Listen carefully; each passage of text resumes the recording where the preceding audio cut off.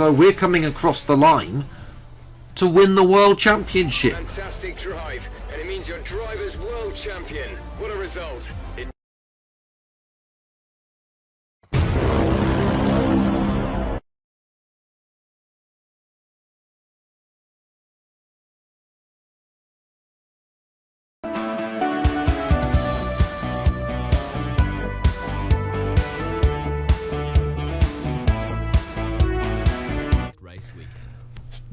Well, hello everyone, and welcome back to another video of the F1 2020 Driver Career Mode, episode number 80. Today for the start of Season 6. Now we're going to negotiate a new contract with Alfa Romeo. Yes, the team that I started my career back in F1 2018, I should say. So going back to the roots, doing the opposite of what we did in F1 2018. Obviously they were sour back then, but there we go. There's their old car. We'll be taking a look at the new car in a little while, but obviously this is the state that Alfa Romeo haven't been doing very well, so I'm not really going to be defending my world championship, let's just say that. Ferrari look very fast, and they should really be getting 1-2s. Engine wise, we're actually maxed out on power. Durability, don't really care about that. Sashi's got a long way to go, but I think a couple of upgrades and we could be there, and they are a little bit cheaper than that Ferrari. Nice job this season. You've been performing well, and that's putting us in a strong negotiating position contract-wise. Plus, my 10%'s getting more valuable. So enjoy your break, and keep up the good work next year.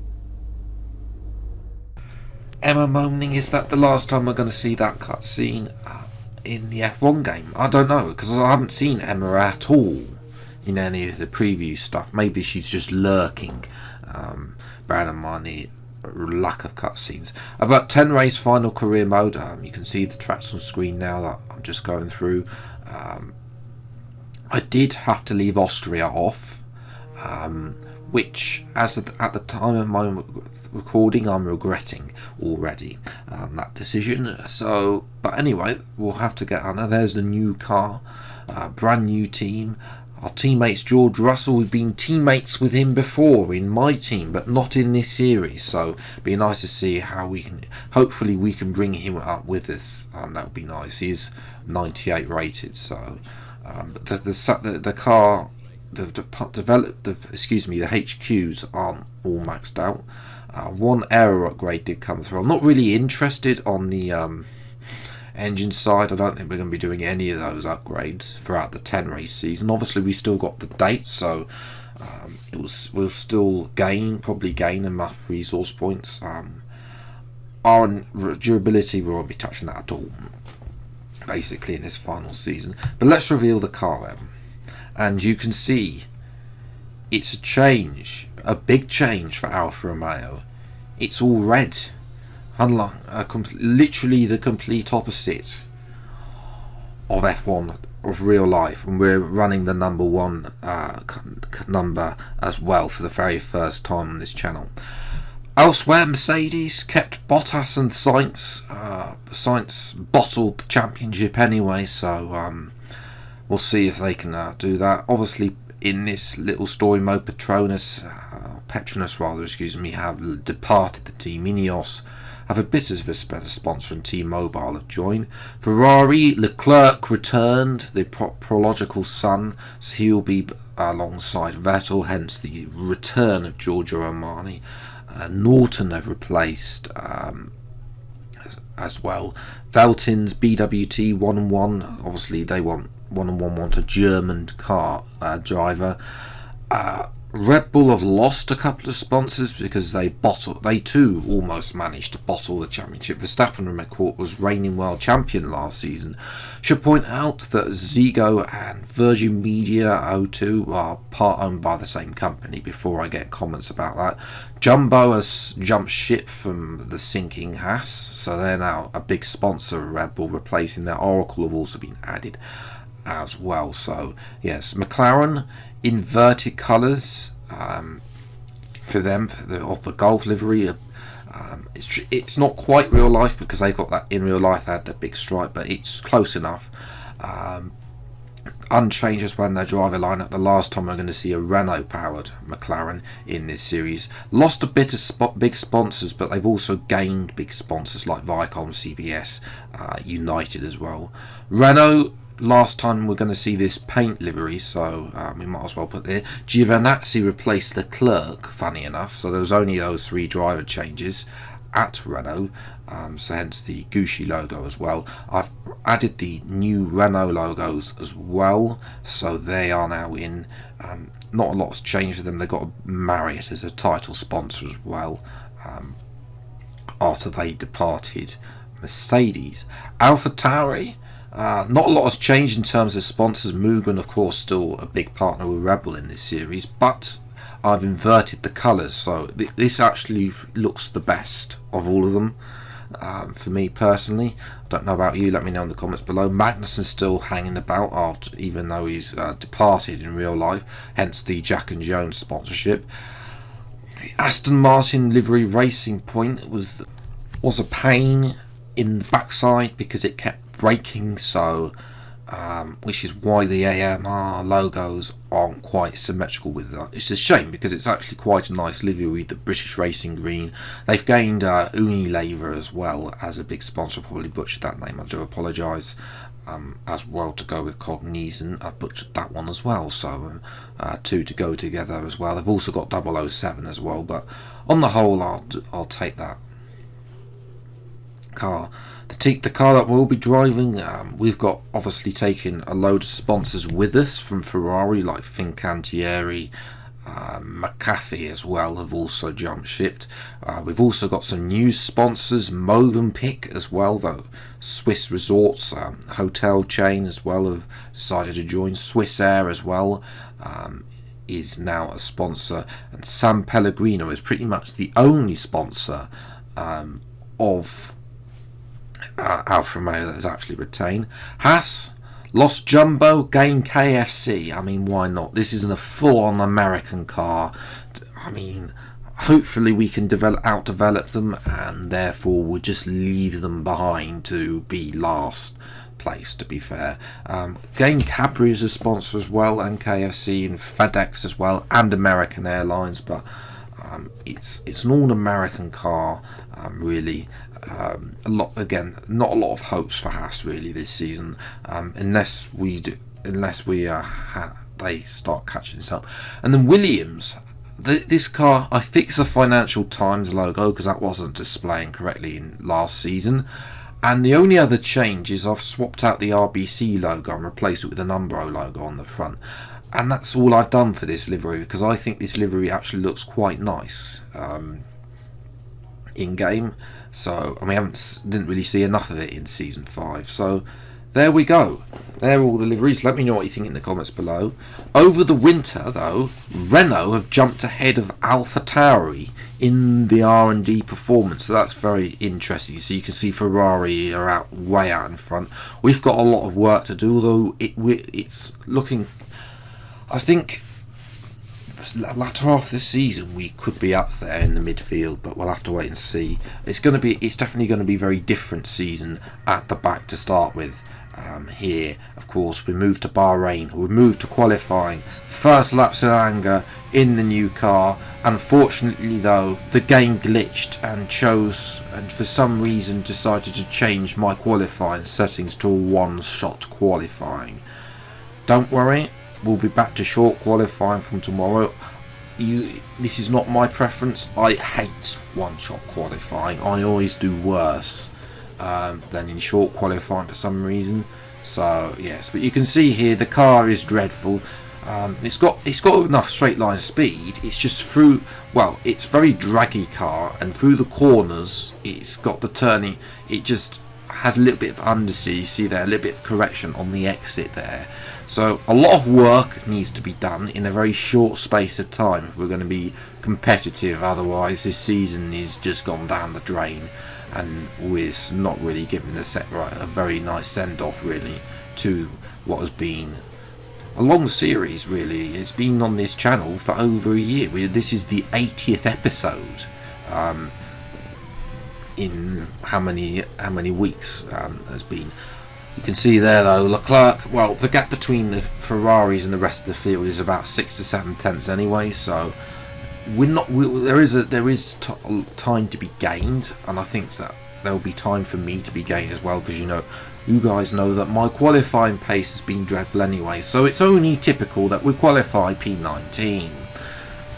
Yes, I think that's the worst qualifying we've had in this series. I don't think we were in that bad for AlphaTauri in season 1, or even for Renault. So yes, Leclerc though, Vettel 6 tenths clear of Gasly, impressive P3 from him, ahead of the 2 Mercedes. The Red Bull struggling. Well, this is going to be interesting. We'll see what we can do from the back row of the grid. It's time for the race for today's Bahrain Grand Prix. Welcome to the 2020 Formula One World Championship. Here we are at the first race in what should be another thrilling season. I think the action this year will be very, very close. But as always with F1, you can never be too sure. Anyway, let's get started. There's no shortage of passing opportunities around the 3.36 miles of the Bahrain International Circuit, with the best at turn 1 of course, and then another soon into turn 4. 15 corners here, 6 to the left and 9 to the right, and we could see 1 or 2 flat spots into the tight left-hander of turn 10.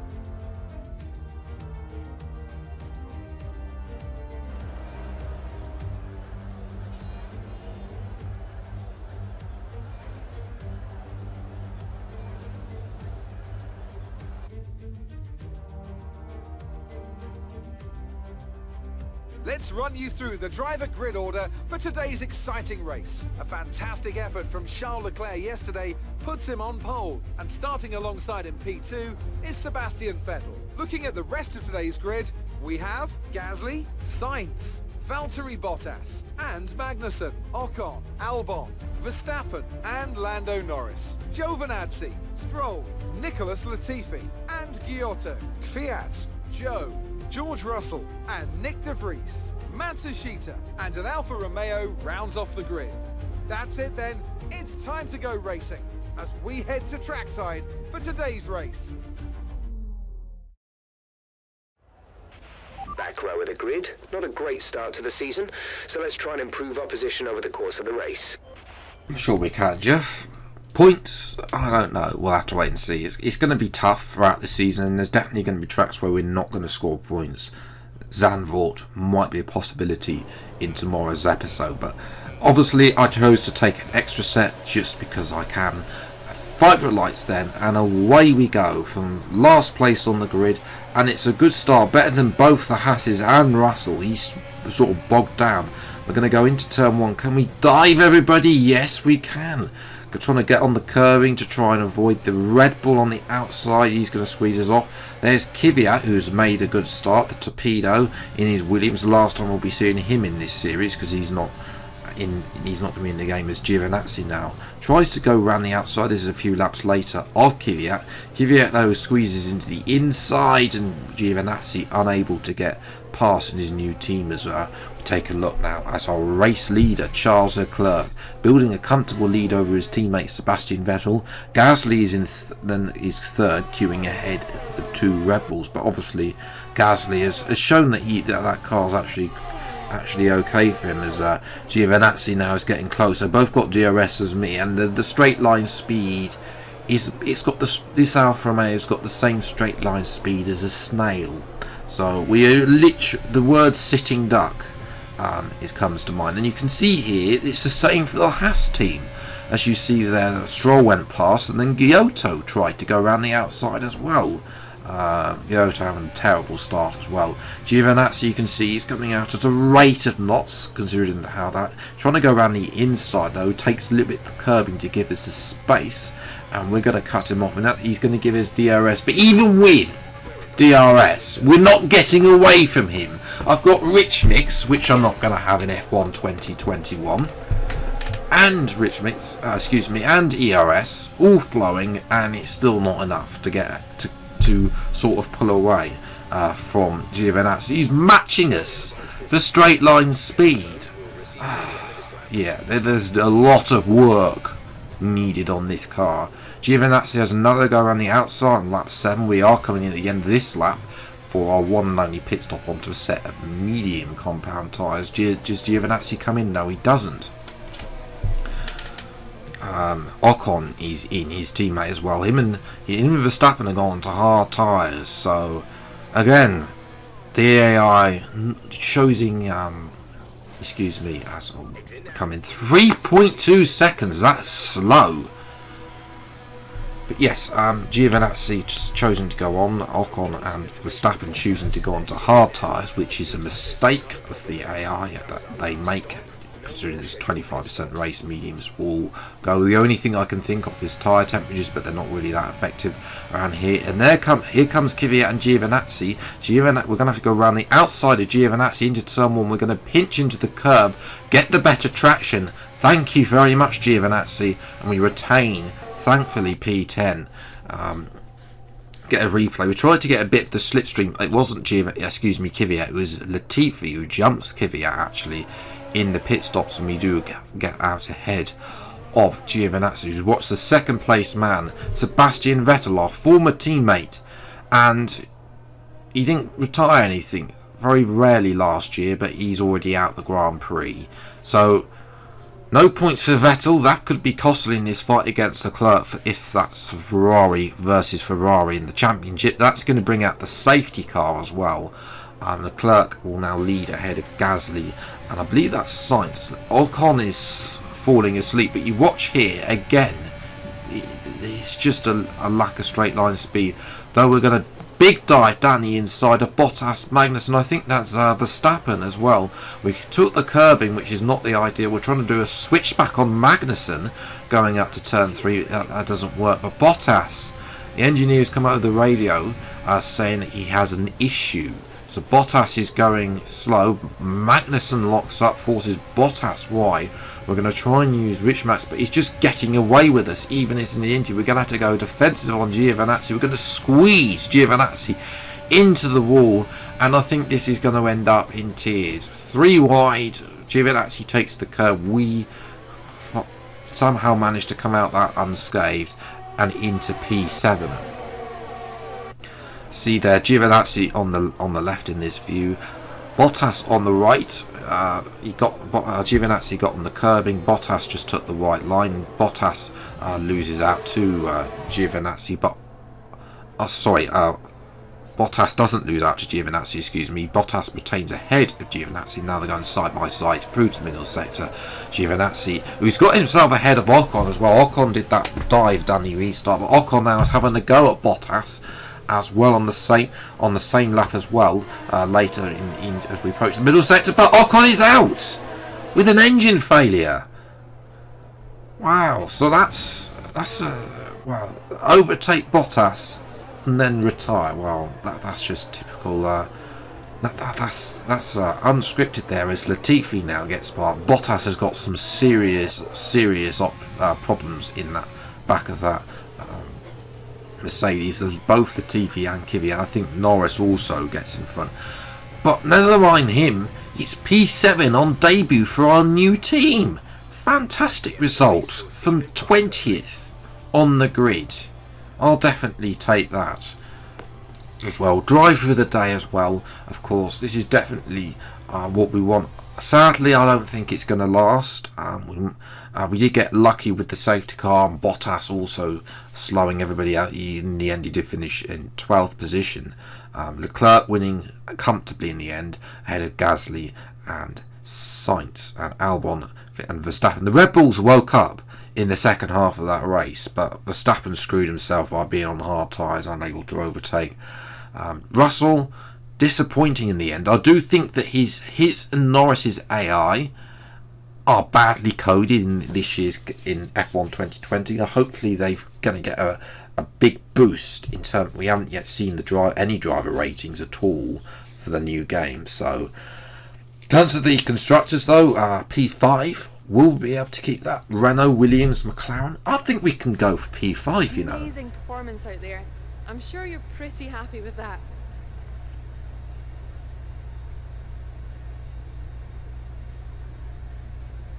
You left some bodywork out there on the track. Were you struggling for grip? No comment. You know that, Claire, by now. It was more like dodgems than Formula 1 today, wasn't it? I think she's talking about the crash with Giovinazzi, contact a little bit. Sounds like there's some work to do back at the factory. You don't need to tell me, Claire. I know there's work. I know there's a lot of work that we're going to be doing back at the factory.